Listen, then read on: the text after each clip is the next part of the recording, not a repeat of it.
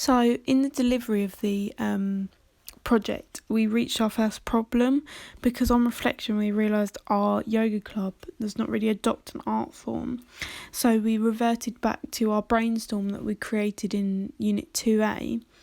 where we were going to create a video basically expressing our yoga ideas and routines that people can use. So it was to gain a greater understanding of yoga and a way to present the movements to the audience. I think this helped generate our leadership skills because obviously we had to think of a solution to a problem that was quite big because we were basing our whole project off of this yoga club, and to find out that this didn't really adopt an art form was quite gut-wrenching. So we had to really use our heads to think of a solution, and I think overall we created quite a good outcome for this. However, we still used the yoga club to gain some insight into yoga and learn more about yoga to then provide the full force of yoga within our video. So we used our leadership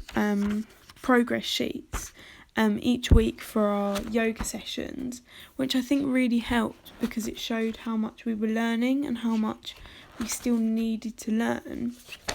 in order to really push ourselves and really develop our leadership in a way that would enhance our own understanding of the subject that we were focusing on.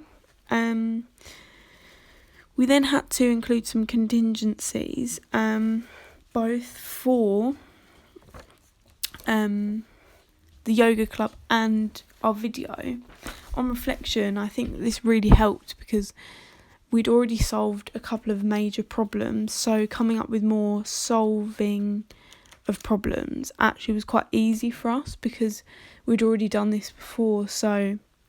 we knew what we needed to do in order to make this successful. So on reflection, I think that this was quite helpful because this meant that we could